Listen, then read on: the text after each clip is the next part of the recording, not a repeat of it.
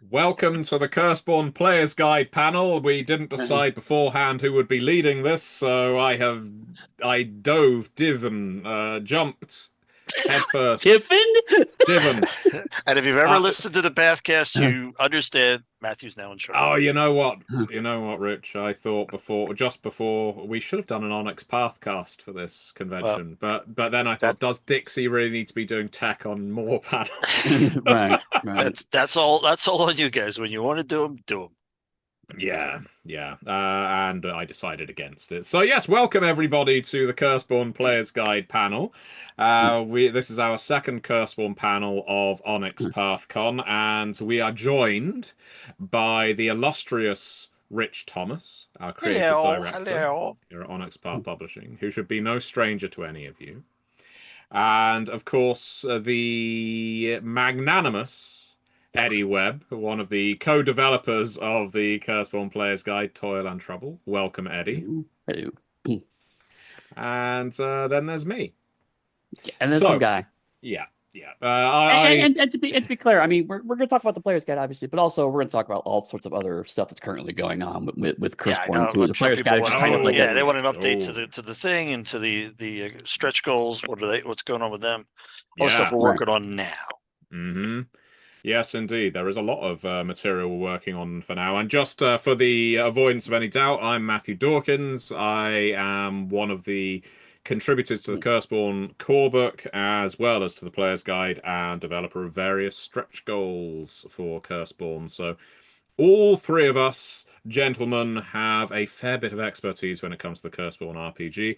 Please, if you're watching this live, do by all means post your questions in the chat. We will be getting to them at some point. It might be early, it might be later. It depends on how Right, many we get question, to. big bold, and then your question, so we can pick it out of the chat.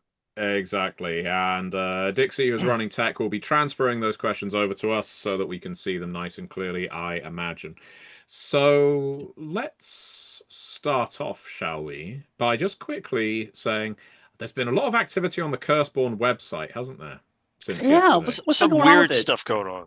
Weird, Yeah. wild stuff over there. There's been some strange clicking And on links, on moths. yeah, Yeah. there's been an influx of moths. Let's put it that way. Yeah, an An infestation. infestation. Oh, very good, Eddie. Yes. Yes. You We've owe me a worked Coke. together for too An long. influx station? Oh, I like that. We need to use the word flux more. Yeah, because we No, all that's the live in a Trinity state of panel. flux now. We The Trinity certainly panel. That's do. later.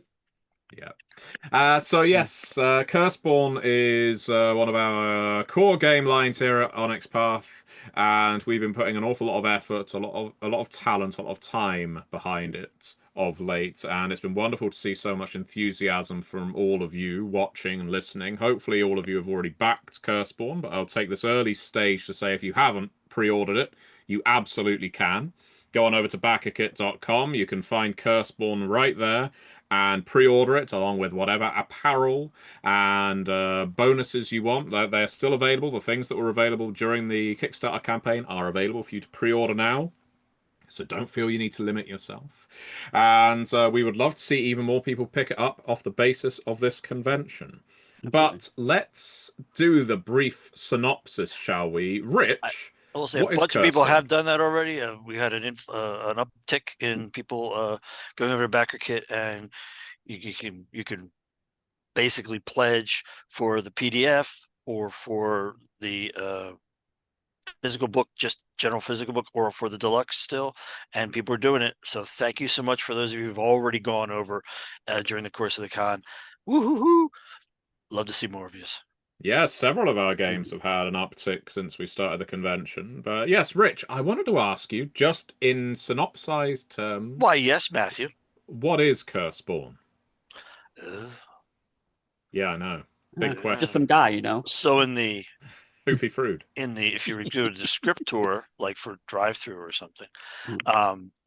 Curseborne is a modern horror slash urban fantasy game, a tabletop role playing game, where you assume the role of a supernatural creature in a world where good luck, bad luck, mediocre is actually because you are caught in a web of curses, and every person is, and the supernatural creatures have their major curses, like that make them a vampire, that make them a werefrog, that make them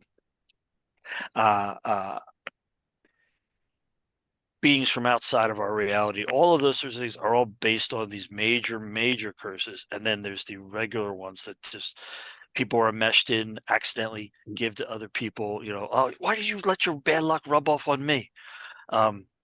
That's all of that kind of thinking: fate, karma, kismet, bad luck, good luck. It's these curses. So and you get the opportunity to play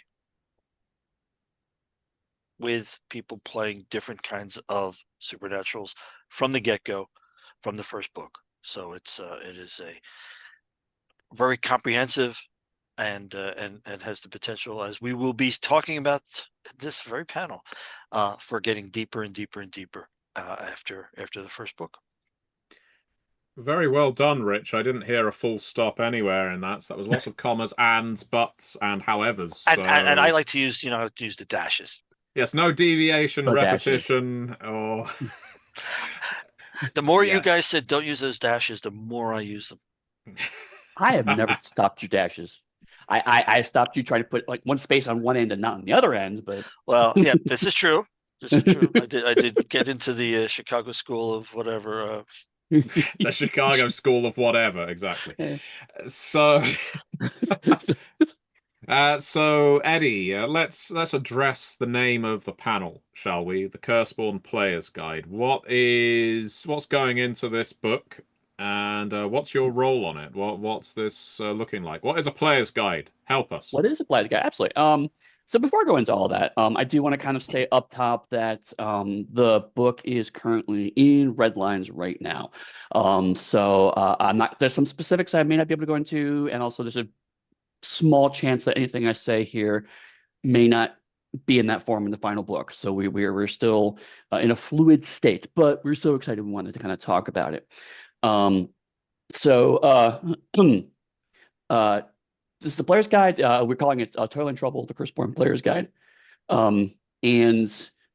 Player's Guides generally are, on the one hand, they're very obvious. They're supplements that are exclusively or primarily geared for players to use. But over time, there's certain things that I think people like to see in players' guides. I think the most common one is some kind of new playable chunk, splats, we tend to call them. But also, are there new powers? Are there new widgets put in your character sheet? Role-playing advice tends to come into these kinds of books, and other kinds of ways to help players not only enjoy the game better, but more specifically to play the game in slightly different, slightly more specialized ways that are completely compatible with the core book, but take it in very specific directions. Scion is actually a good example. We did a player's guide for Scion, and they had things like sorcerers and the like, and those are things that are perfectly viable within Scion, but don't quite fall into the child of a god structure that Scion generally supports. So that's the kind of stuff you generally see in players' guides, and so we knew pretty early on that this was something that we really wanted to do for Curseborne, because Curseborne is such a wide concept that we made the right decision to make the core rulebook extremely focused so people get the concept, but we want to make sure that, okay, now that we have the map, as it were, we see where the edges of the box are. There's a lot of other parts of the territory that we can look into. But I'm co-developing with Danielle, because Danielle did a fantastic job on developing the Curseborne core book. But due to a wide variety of reasons, she couldn't do exactly the same job on this book.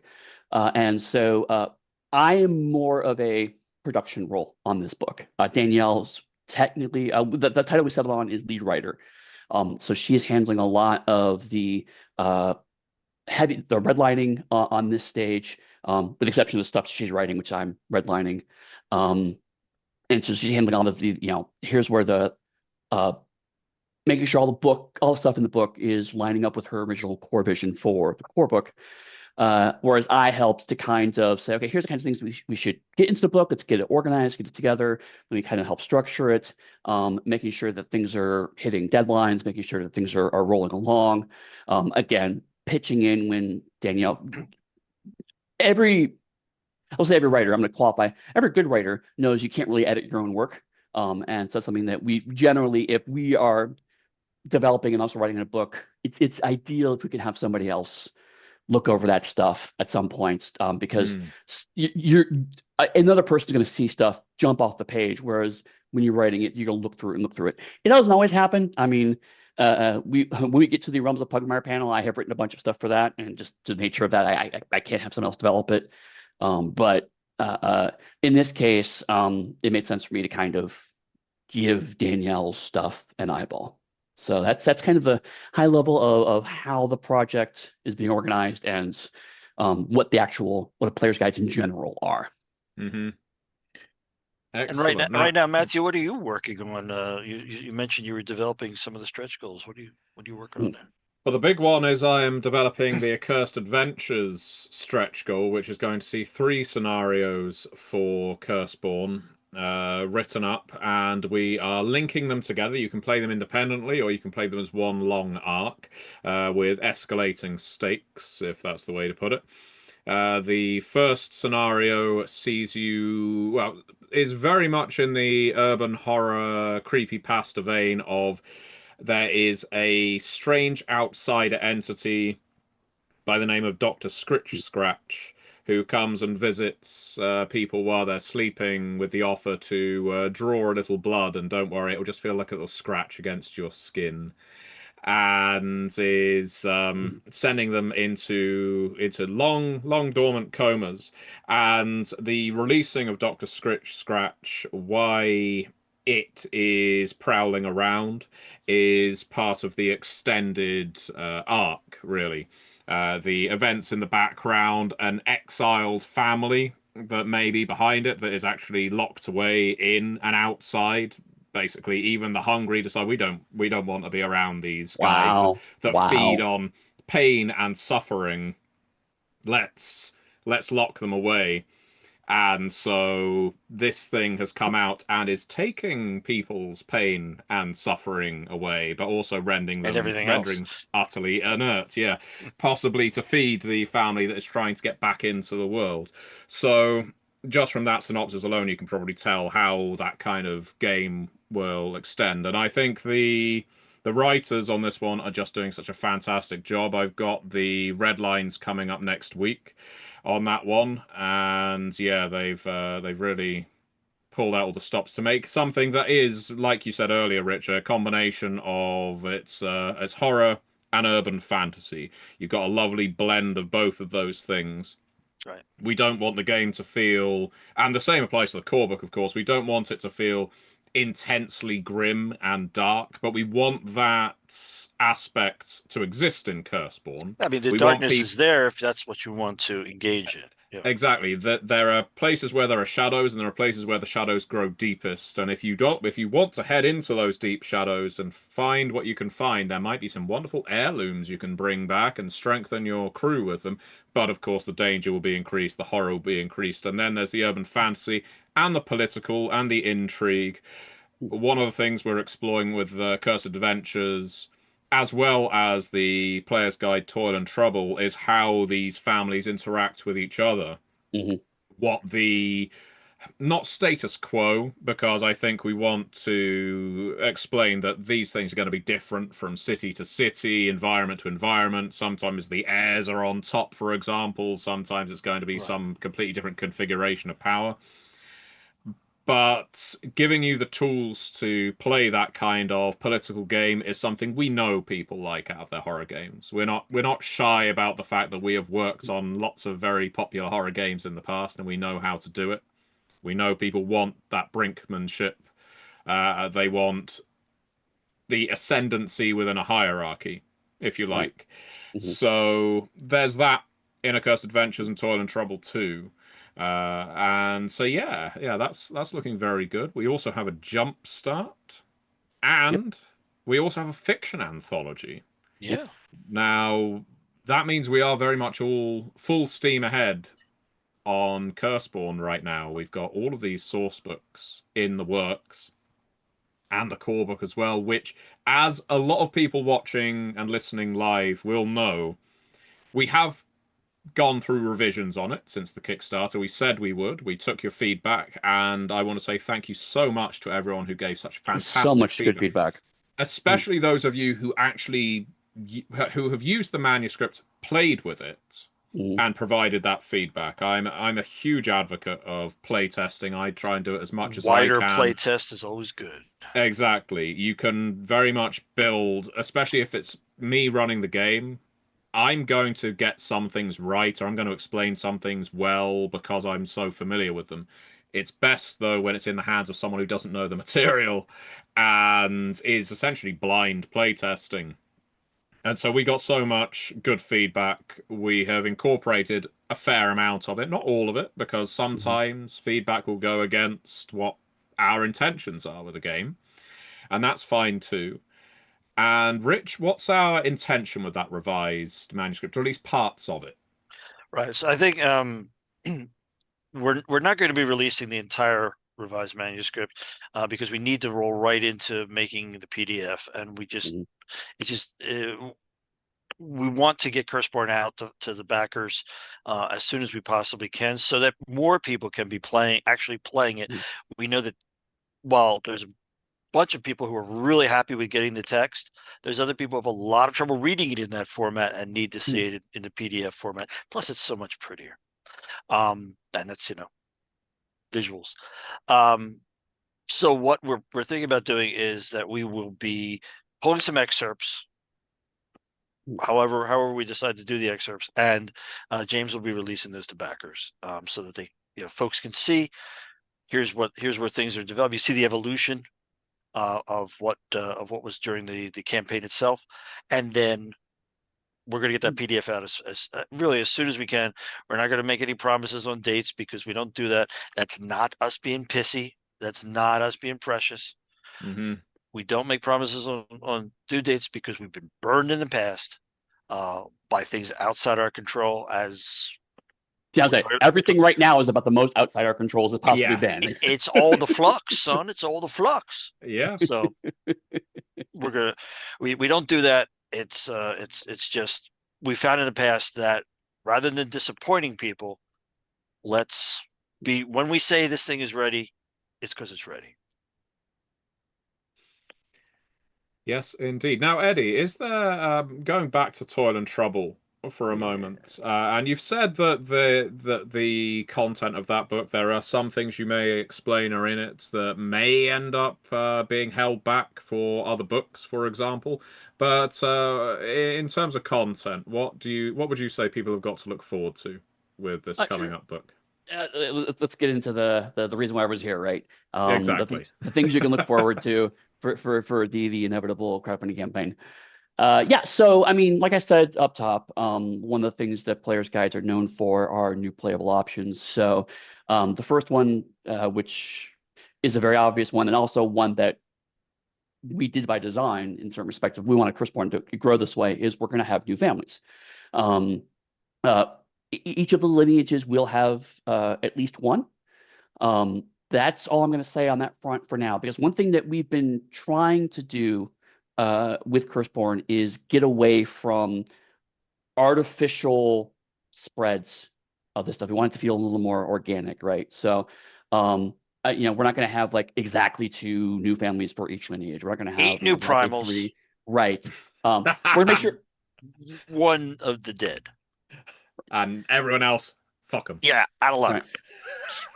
Right. So, I mean, we are going to make sure that at least everyone gets one cookie, as it were, for lineage-wise. But we have found, and I think I think other people have noticed this too, is that the world feels more lived in because these kinds of things don't break down into even numbers. People bifurcate and break up and go in different directions and whatnot. So having like, this book will have a Doctor bunch of Who's families. split in half. It's all kinds of Yeah, exactly. It's all by regeneration down. This season. Yeah, that's a popular thing to talk about. Eddie, move on. Yes. Another thing that we're going to do kind of related to that, and this is something that we debated doing in the core rulebook, and we decided a player's guide was a better place for it because it's a logical step, but it did detract a bit from the focus of the core book, which was orphans. Those characters who are part of a lineage but don't have a family for some reason. We thought that was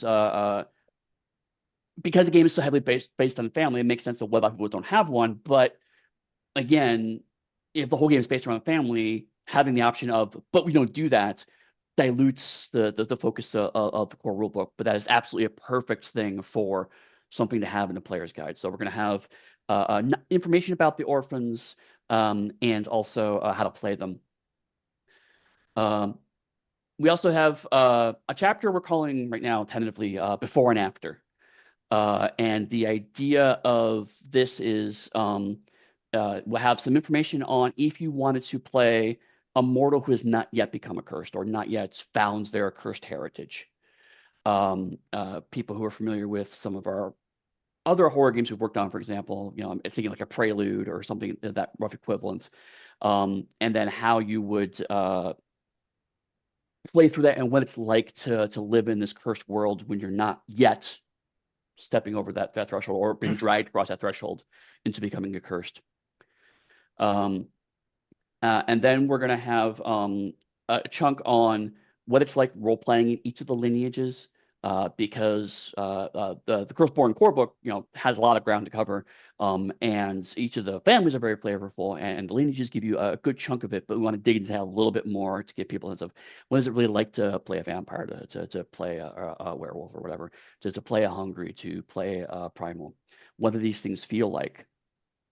And then a similar section on a little bit more about each of the families, a bit more about how to play a member of each of the families, including the families that we'll include in this book. So both the families that are in the core and the families that are in Toil and Trouble, we'll have a little role play section about that. We're going to have some new mechanics. So one of the things is we're going to have a whole bunch of new origin paths, even though we're doing lots of families, origin paths, role paths, I should say. Those are another big part of it, and we gave a bunch of options, and they are pretty easy to make in story paths, but not everyone wants to customize their own, so we give a whole bunch more options of what your background was, what you were like before you became accursed, and how did that impact your character.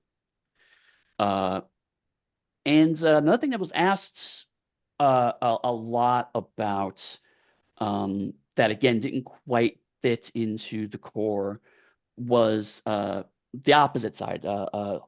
Those who hunt down vampires are what we call Venators. And so we are going to expand on the Venator information, and also to give you a player character option to play a Venator. There was a huge amount of response. It was interesting. When we got to the adversaries drop when we did the Kickstarter, and I think I'd come up with a name. I don't know if I came up with the whole idea of there being monster hunters. Obviously, it's not a wholly original idea, but right. I remember when that bit came out, loads of people said, "Okay, so how do we get to play these hunters?" Right. Good God, we've only just introduced these monsters, and you already want to kill them. So that speaks to you as an audience. I'm addressing you, the viewers, right now. Bloodthirsty audience. No, sick. You're sick. And we are enabling you by now giving you the tools to play them. Awful people we are. Yeah. Exactly. No, we give the people what they want. It is the other side of a lot of horror things, which is, I want to stand against it. Yeah. Right. I don't like it. And that makes total sense. What they are and how they do it, and the various kinds of editors that are out there, you'll find out. Yeah, and I mean, one of the things that again, a lot of people who see a game where you play monsters, there's the logical, what if I'm not part of the monster group? What I play before I become a monster, and then what if I want to play someone who kills monsters? So we're wrapping all of that up into this player guide to get all those other kind of, let's call them edge cases of a game where you play monsters. Those are pretty logical and very exciting edge cases, but they didn't quite, again, fit into the core, so it makes sense to put them all into this book. Yeah. And then finally, well, two things. One is we're gonna have a bunch more spells, of course. I mean, because it's what's a player's book without a whole bunch of more powers. There's some cool new things to do.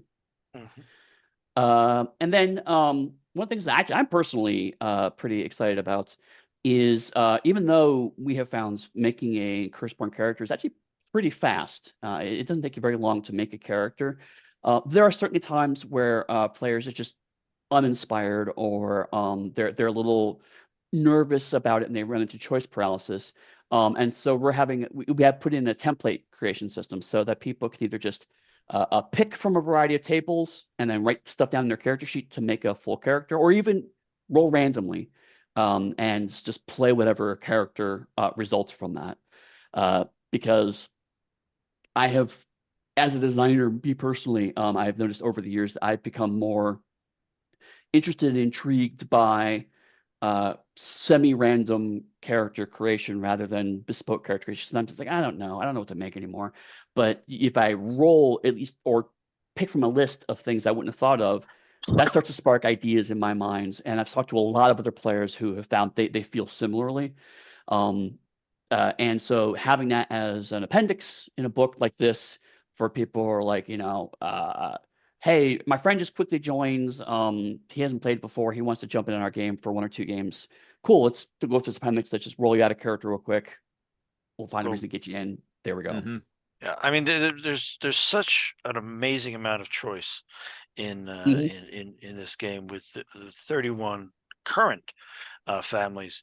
That there's so many, and just the variations within a single lineage or within a single family, so much that yes, one of the problems does become it's like it's overwhelming. It's just too much for, I don't have the time to sit down and go through even an abbreviated description of these things.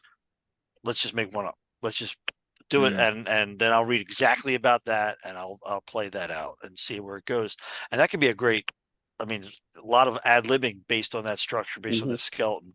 But you got to have the skeleton to bounce off of, and I think that's a really useful and fun thing to have.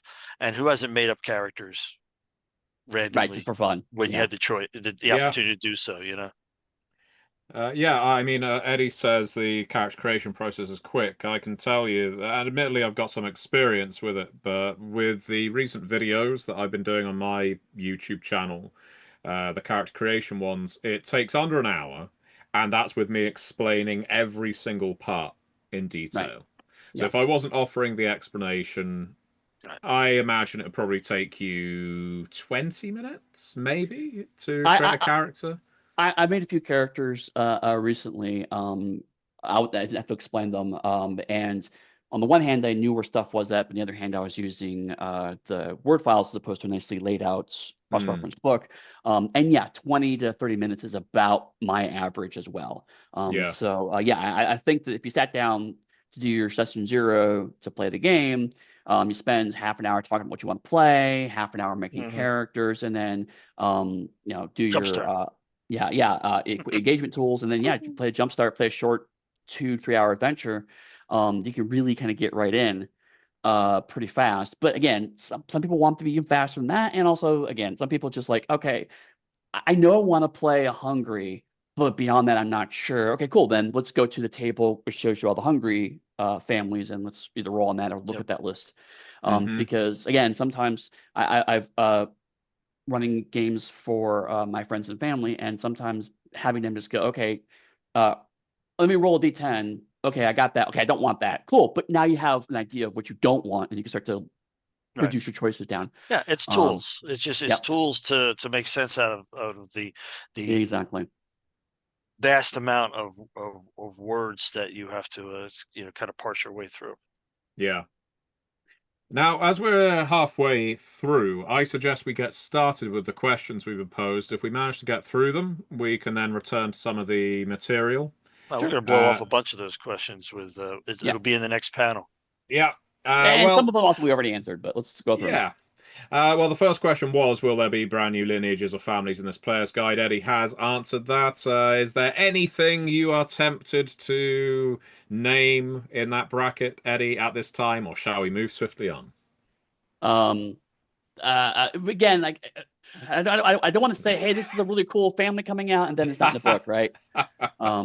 I No, will say, that is because some fair. people are worried about this, I will say, if there's something that we're working on that we decide is not a good fit for this book, it's not because we're going to throw it away. It's going to be we're going to rework it. We paid for this material. We want to use it. Yeah. It's just that sometimes we've found that it's better to kind of write slightly more, or for certain books, not every book, for certain books, write slightly more than you expect. So we use the best possible material, and then it gives us a little more time to rework the existing material to make it even better. So that way, when it shows up in a book down the line, it's the best possible state. Which Yeah. is not always how we do things with all of our game books, but Not always, no. specifically how we started with the Curseborne core book Yep. of we'd rather have more material that we can pull and bring out, okay, now it's time for it. Let's bring that in there. And so we said this in the panel yesterday. We gave the authors a much wider range of go crazy, go nuts than we did like for some of our other projects where they're very specific. I have to hit this word count with this theme. This is what we need from you. We really wanted that to have fun. Yep. All right. So next question: is there anyone in Curseborne strong enough to beat Max Mercer? Not yet.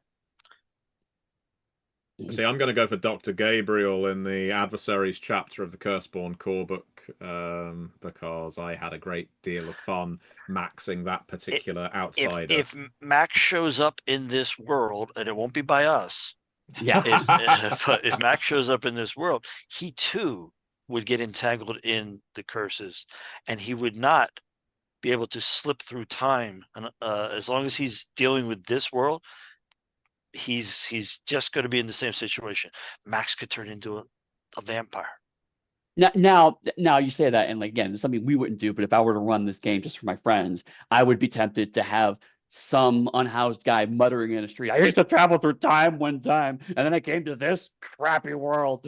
I'm stuck like a moth in a web." Yeah, and there's a crew of sorcerers that are looking at things. We don't want to mess with this Oh, gosh. weirdo fucking freak. Meanwhile, Divis Smells like, I'm not touching that with a 10-foot pole. Later, sucker. Apparently, this is the next question. I know in the last stream, I'm guessing this is you, Eddy, you stated, that might go later. Which one, I'm guessing family, almost made it into the core that you're excited to see in the player's guide? That wasn't in the last panel, but I suspect that's a reference to the fact that we did, like Rich said, we did a lot of stuff that we wanted to do in Curseborne. That's what I was just mentioning. Yeah. So right, that stuff. Okay. So this one to you, Rich. Will there be dedicated lineage books with the families as chapters? Well, that's more of a topic for the next panel, because that'll be Curseborne going into the future, because that's not what we're working on right now. As we're saying, we're getting the next wave of things going that we're talking about here with the player's guide and all the stuff that came out of the Kickstarter. But does that sound like a good book? We might put a poll up and say, hey, tell us, would you be interested in books like this? But first, we need to get Curseborne itself out there. Right. Yes, indeed. And next question. So this is, you could say it's for the next panel, but we can answer it quickly. Would you like to see a story guide eventually? And this is the more pertinent one, I think, because you just answered that first half.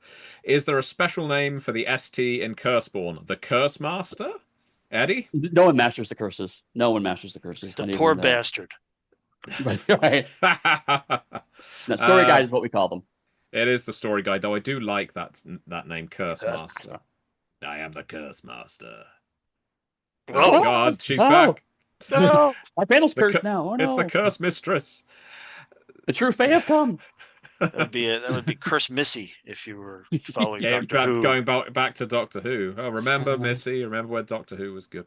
By Anyway, deviation. question: has any thought been given to have playable characters based on Frankenstein's monster or similar monsters? I'm sure we did a game like that before. Um, Yeah, but this oh, time you don't trash the area you're in. in Just by fairness, we sitting didn't there. do that in second edition, and I liked it. But no, the right now there isn't a lineage that is strictly constructs, if you want to put it like that. If you want the Frankenstein's monster experience, which sounds like a terrible red letter day, uh, I just paid $200 to get the Frankenstein's monster experience. Go out, terrorize a village, throw a Up the big child in a corpse. river. Yeah, you know. You would either be playing one of the dead, because the dead have to inhabit corpses, and those corpses could, by all means, be composed of various parts from different people. They don't have to be one contiguous body. Or you'd be an outcast, because outcasts are not actually human. They Right. are, well, they're outsiders that have been sent to our world. How that works with Adam, Frankenstein's monster, would be yeah, you are not supposed to be alive. You I should could not see be. that. I could see Frankenstein esque things classified under the dead in that way. Yeah, yeah. Multiple dead people put together as one. Rather Hmm. than as a, you could also be a golem, or you could also be a porcelain doll or anything like that. Dead accumulations, dead amalgams, and Yes, that would be indeed. a Frankenstein-esque thing, I think. So it seems I'm just going to mention this because it's a very popular topic where we see more of a deep dive into individual lineages and families. So just Yeah. we mentioned there's going to be some of that in Toil and You Trouble. will. And as for books that do that exclusively, wait and see. But we really appreciate that kind of enthusiasm. But it comes back to the same thing, which is that the main book is designed to be able, so you can get into it, whatever level of experience with play you're used to, whether you've never played a horror game or one of our horror games before, all the way through to people who've been, they're playing the same Malkavian attribute of the Sabbat that they've been playing since back in the day. So there's plenty of room in there for getting into it, but for us, there's not a lot of room in that book to put everything in there. So we do have a lot more depth that we're going to be applying to it. You will see in Curseborne itself suggestions of the depth that's in the setting, but we didn't want to overwhelm people or force them into having to know all the lore from the first book on. Right. Yeah. And also, something else, and this is more not necessarily a Curseborne directive, more my personal one of the reasons why I'm excited to work on Curseborne is the idea that not really providing firm answers for everything, because I mean, working on a property that's been around for 30 years, so many things are established and answered that sometimes it can be hard to find novel new things to say in that space. So having a space like this where it is, Rich says, we're going to imply and intuit and show you bits and pieces of the iceberg or bits of the elephant, if you prefer that parable. But I'm not in a rush to be like, and here's all the answers, right? I know Yeah. there's an excitement to have all those answers, but the fact that there are so many mysteries in the setting is, to me, a really exciting component. And I think a lot of people are also really excited by it. They don't know what the next thing is. So I'm not in a rush to go, and here's exactly where this family's stuff is and how they are exactly in control of this exact thing, rather but saying like they think they're in charge, but the family says they're in charge. So who's really right? Who knows? Yeah. Okay, Eddie. Will the player's guide provide any new major rules not covered in the core? It depends on what you define as major. What would you But define as major? I mean, the answer is no. If you're looking for like, hey, here's a whole new subsystem, no, because again, we want the core to stand alone. The idea of a player's guide is not to go, oops, we forgot something, or even give the Yeah. impression, oops, we forgot something. Um, uh, so instead, I mean, if you consider major rules as in like, now you can play a hunter, now you can play someone who has no family, then yes, those are major rules that will be added to the game. If you're looking for how curses work are now completely different, no, that's not. I mean, a story guide book may down the road give you, here's a more nuanced way of approaching this rule set. If you want something with more detail and texture, just off the top of my head, that's something that could maybe do. But a player's guide's really more of a place of, here's a bunch of new spells, here's a cool new character you could play. Yeah, I mean your whole section on quick do up characters randomly is a major new rule section. If that's what you needed, yeah, woohoo! It's finally here for you. Yep, exactly. If you're not going to proceed in that manner, then it's not a major rule section. Right. It's a very subjective answer. It's appendix. All right, I'll answer the next couple. One thing I found confusing in the core was things like, this family lives the high life, without any mention of how you actually get that kind of money. Is there a Sphinx family fund, etc.? So my answer to that is none of the families are... they're not just one unit inaccessible. They are not all looking out for each other. This is about family feuds as much as it's about belonging, and you're fighting against your family as much as you're fighting with them or alongside them. So I wouldn't go so far as to say that there is a trust that every Sphinx gains access to when their curse kicks in, when they first experience their damnation. But if you have a wealthy uncle who is a Sphinx, they may be able to place you nepotistically in this company that they have an involvement in, probably more likely than someone in the Eight Hands would be able to in the same blue chip company, because their interests are in different parts of the city, so to speak. Your families have different spheres of interest that are occasionally going to cross over because that creates conflict, and conflict is good for storytelling. But it also creates reasons to align with each other. So yeah, while there isn't the Sphinx Trust, although I like the name of it, it would be Sphinx coin, wouldn't it? Yeah, well, yeah. Worthless unless you're a Sphinx. The idea that if you're from a certain family, it gives you more access to different things. While we haven't mechanized that, it's not like being a Sphinx gives you an automatic one dot of resources. It is there in the text, the idea that, well, if we live the high life, that's kind of pushing your character in a direction.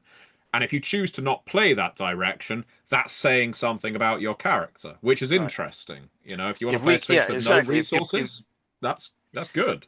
If it's so tightly tied to the rule set that you immediately get 2 dots in resources because you're a Sphinx, that's a legitimate way to put the thing together. And that's that's not the direct way that we've chosen to go with Curseborne, as Matthew said, because as you're making that character, if you don't put those dots that you control into resources, then you're going against what is the standard for them, and that makes you ask why, and what is your unlife like at that point. Right, and again, that's something else that I think it's worth continually hammering home about Curseborne, is that we write these families up. They're meant to be a typical representative member of that family. Where your player characters don't automatically, okay, so this is what the family is, so I'm exactly this. That's it. The whole point of the game is that you can choose to follow along with your family, or you can choose to rebel against them. So if your family lives the high life, it's because your family is rich, and the rules for that are, the storyteller says that the family is rich, and they do things because they're rich assholes. It's not a mechanic; it's a setting detail. And if you want to also be a rich asshole, you put the points in being a rich asshole. If you don't want to be a rich asshole, then you go, screw my family. I'm giving up my trust and going off and taking a boat down the river. You could do that too. That doesn't mean you're not from a rich family. It just means that you're no longer choosing to be rich. Or you can make an arrangement, if this is the kind of game that you're playing with your curse master, that you don't have to put the dots there. You just got them, right? Like anytime you want to buy something, you got it. I'm sorry, curse master, please go away. Yeah. I didn't know I'd be summoning. Sorry, guys. Yeah, you can't say the name. I didn't say it 3 times. Oh, you only need to say it once. It's a really bad curse. Writing it down is even worse. So the next question, which I was going to answer, are there plans for options for really high entanglement characters? There will be, but not presently. The core rulebook provides a wealth of options. You have approximately 9 spell groups per practice, I want to say. No, 3 per practice, 9 in total in the core book. And so given each of them has advances, you have a ridiculous number of powers at this stage of gameplay. Yeah. Plus, there are lots of other avenues of the game we want to explore. That's not to say we're not going to do it. We absolutely intend to look at other entanglements of play. There's a reason we go 1 to 4 in this one, and even allude to going higher, but not just yet. Yep. It's definitely coming. We're aware that people, especially people who've been playing horror games for a while, have certain expectations on where that's going to go. We're with you. We're gonna support that 100%. But we do have to get the base games out and deal with that sort of stuff. So again, future time, sure. Rich, will there be a manuscript for the player's guide? How do you intend for this one to roll out? Well, the player's guide is going to go up for crowdfunding. God, there's a If we could do it the same way that we did Curseborne itself, it'll be on Kickstarter in October, but Flux, and that's going to be, that's going to be something that we'll be looking at doing exactly the same way that we've done our text reveals during Kickstarters for the past however many.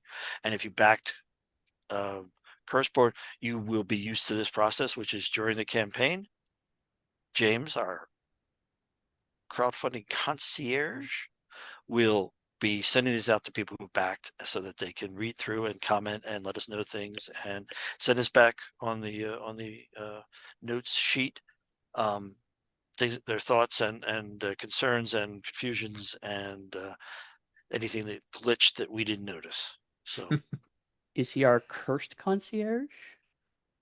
Our concierge? Concierge. I will let James make all the bad puns he wants. Yeah, he does it. yeah. He does it Listen, outside of my control. He doesn't need our help. Fine by himself. Eddy, will the Hunter option, that's the Venators, have access to the same power set as other players, or are they going to have a completely different power set? I would like to answer that in the form of reading a small chunk of text. Oh, an extract. Monsters routinely use magic, which is a major source of the problems. Magic is a combination of will, intent, and luck. Monsters wield magic, but magic can infuse items, places, and even people who aren't cursed. Magic lingers and causes ripples in ways that no one can predict. Long story short, magic is dangerous, but you don't have to be supernatural to see it or even use it in limited ways. So yes, we use magic too, but I won't act shocked. Your curiosity and determination wouldn't have brought you this far if there wasn't a spark of desire in it. People use fire to fight fire, so why not use magic to fight magic? There we go. Thank you very much. Next question. What's your favorite new family? As we're not necessarily telling people which families are in the player's guide yet, because it's still in red lines. It is beep, and there's supposed to be like a do beep. What's your favorite family in general? I love the Bathorites. You're going for the Bathorites, Eddy? Let Eddy go first. Why the Bathorites? Justify your answer. Because they are so up their own asses, right? Like I read the Bathorites and immediately I was like, A, I want to play them, because B, I want to punch them as much as possible. I hate these people so much, and that's why I want to play them, because I want to enjoy that friction of just, it's like, oh look, it's Aunt Paula and she's smeared in blood again, because of course she has. I love it. They just like a party. They like to have a good time. And they like the color red. What about you, Rich? I would like to answer that question in mime. All right.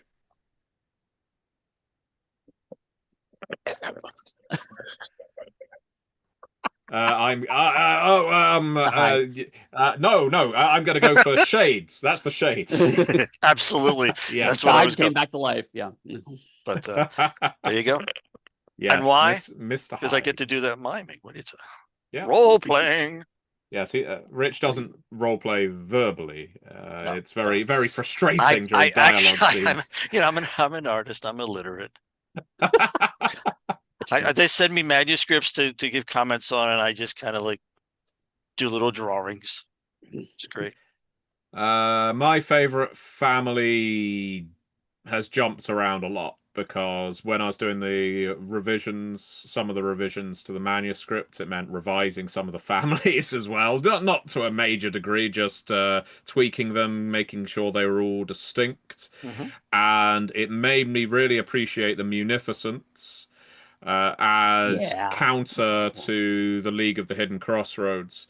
And because one of the pieces of feedback we received off the Kickstarter manuscript for Curseborne was people didn't understand the difference between the League of the Hidden Crossroads and the Munificence, as they are both essentially wish-granting outcast families. Right. That doesn't literally mean they can grant a wish like that. It means if they are You need something, pact they'll give it to you. brokers.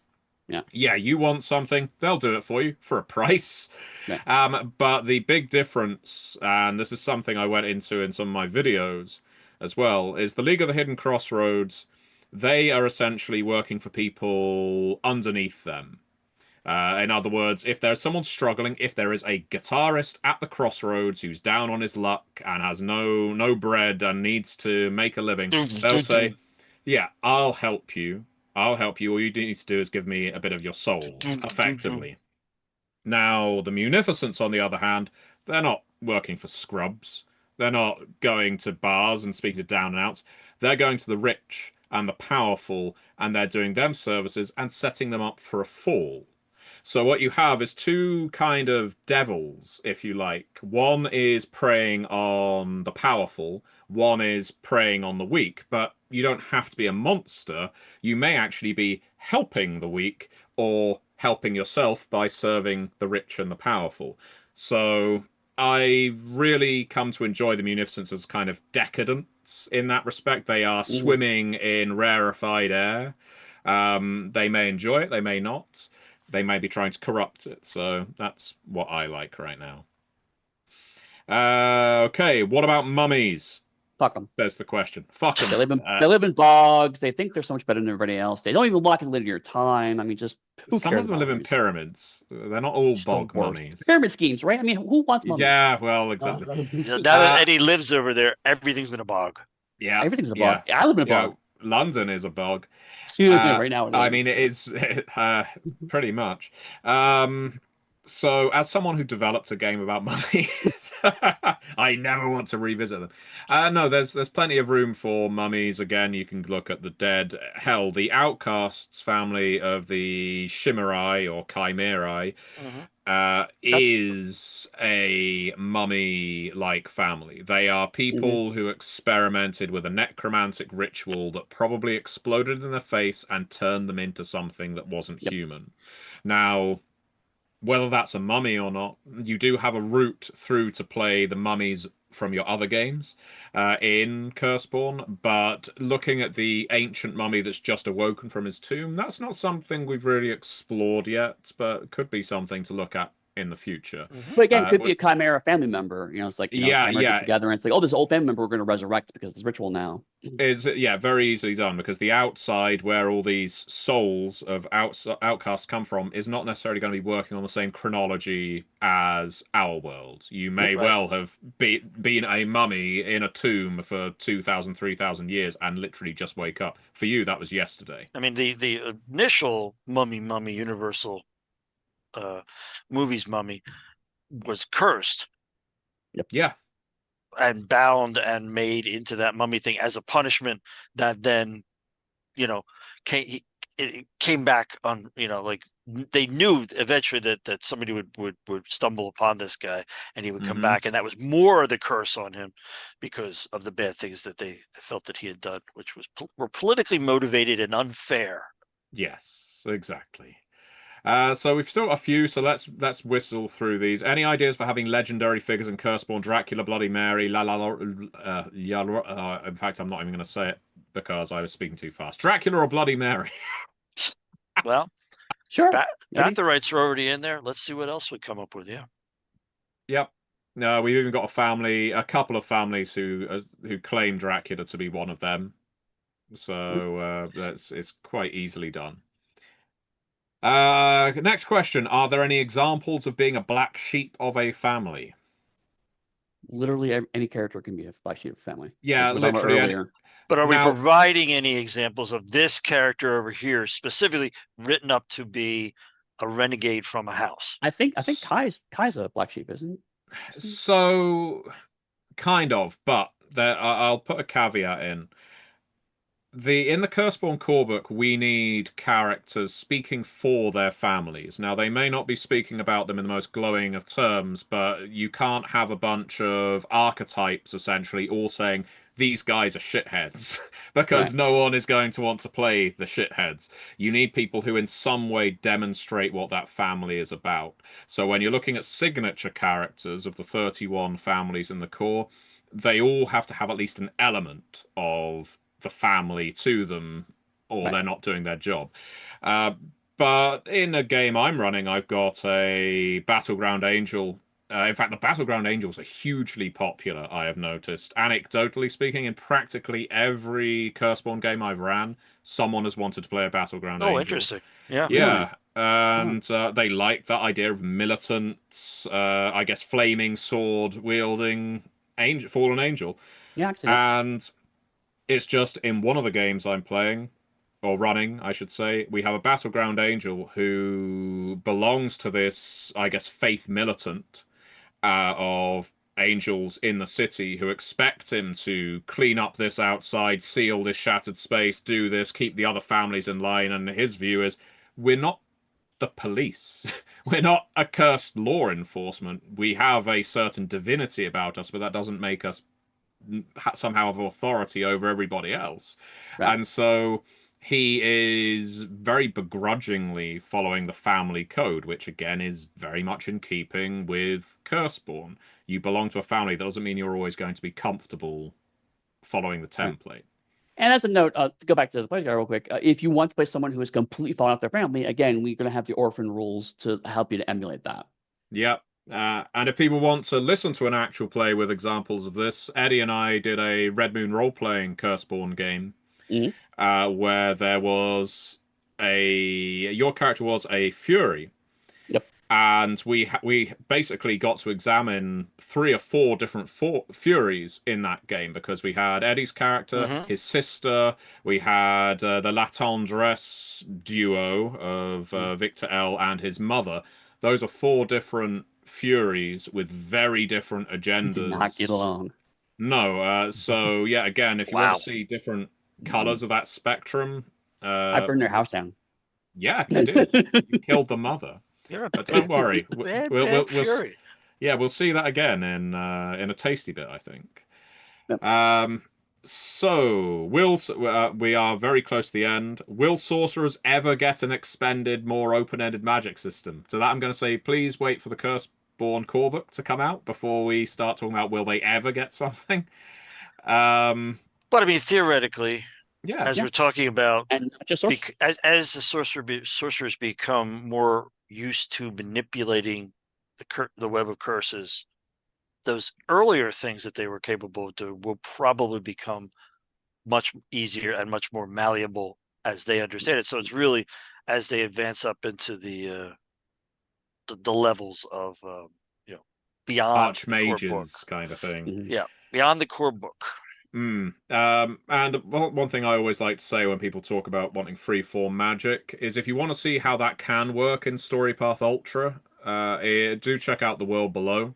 We have the Chaos Sorcery rules in there, which were designed explicitly to take inspiration from Mage the Ascension, Mage the Awakening, and Ars Magica, which of course are massive foundational blocks for a lot of our game design ideas of us in this industry, not just this company. Right. And that idea of cobble your own magic together exists in the world below.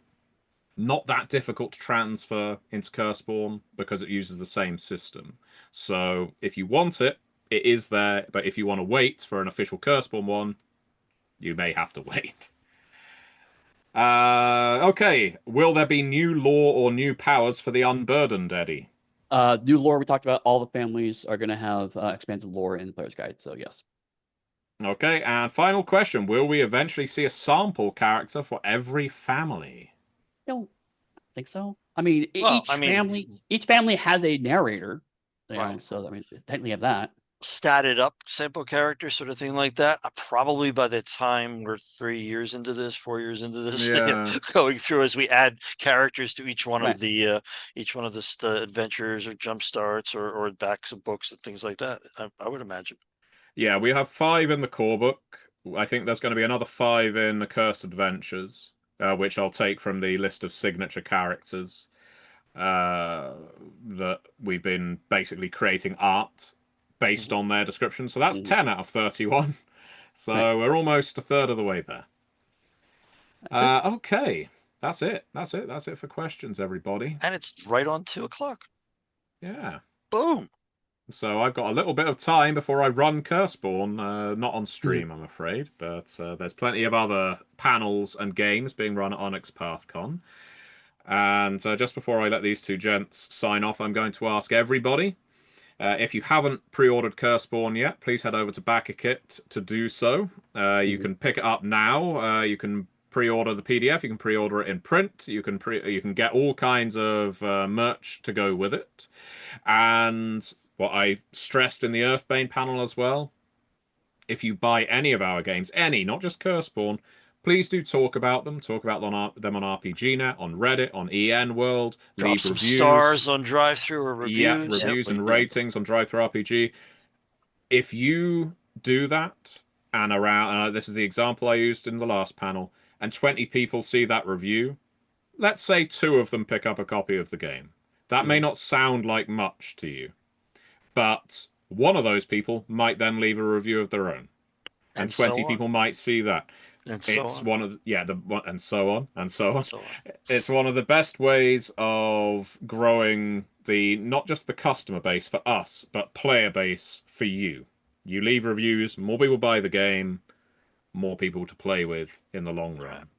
I'd also like to plug the upcoming Curseborne panel tomorrow, where we will be discussing things that are going to be coming for Curseborne, including Curseborne's first official setting book. So Yeah. And for Onyx PathCon stuff, after this panel in half an hour, we will have the Trinity Continuum panel, where the lovely and talented Ian will be talking with other folks about all cool stuff Trinity. And right now on Plastic Age Plays Twitch, they're running Trinity Continuum Aberrant. So if you want to get your Trinity fix, next hour is going to be loads of fun for you. So please check those out. And Eddie and I will be back later tonight. I think it's the last panel of Saturdays with no. Are you going to be on it, Eddie, with Jack? No. No, Okay. no, I'll be on it with Jack. It is way past my bedtime. I did it once. I'm sorry. Fair enough. Eddie can't turn into a pumpkin.